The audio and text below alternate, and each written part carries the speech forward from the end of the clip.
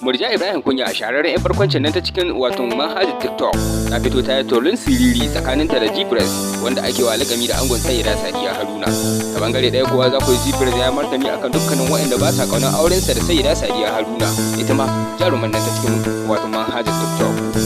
To jama'a barkanku da yau. Idan yau ne ka fara zuwa wannan tashar tamu to kar ka manta ka daure ka danna mu subscribe don ci gaba da samun shirye-shiryen mu cikin lokaci. Ga dai labaran ɗaya bayan ɗaya. A labaranmu na yau za ku yi cewa G-Press wanda an fi sani da suna wato na Sayyida Sadiya Haruna ba da kanka a make. G-Press ɗin dai wanda ya fito a cikin manhajar TikTok yana bayyana soyayyarsa da ke tsakaninsa da wata jaruma ta cikin manhajar TikTok kuma mai sayar da sana'o'inta a cikin TikTok wato Sayyida Sadiya Haruna. Ya bayyana cewa tsakaninsa da Sayyida Sadiya Haruna sun samu kyakkyawar fahimta har sun yi alƙawarin aure.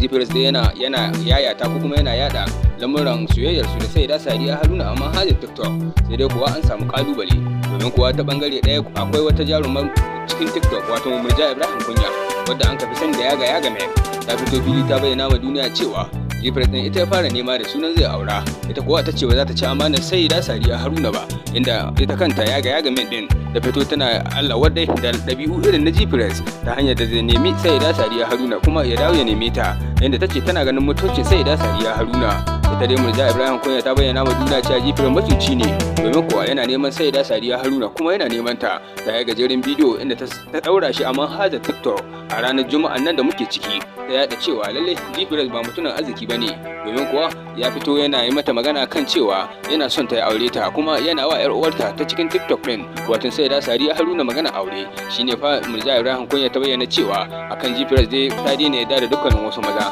inda ta tabbata wa manema labarai cewa yanzu haka ta yi unfollowing ne a manhajar ta TikTok duk da kiranta da yake yi a matsayin dota. Ta bangare ɗaya kuwa G-Press da Murja wato G-Press da Sayyida Sadiya Haruna abin bai ba su mamaki ba domin kuwa fitowa suka yi bidiyo su biyu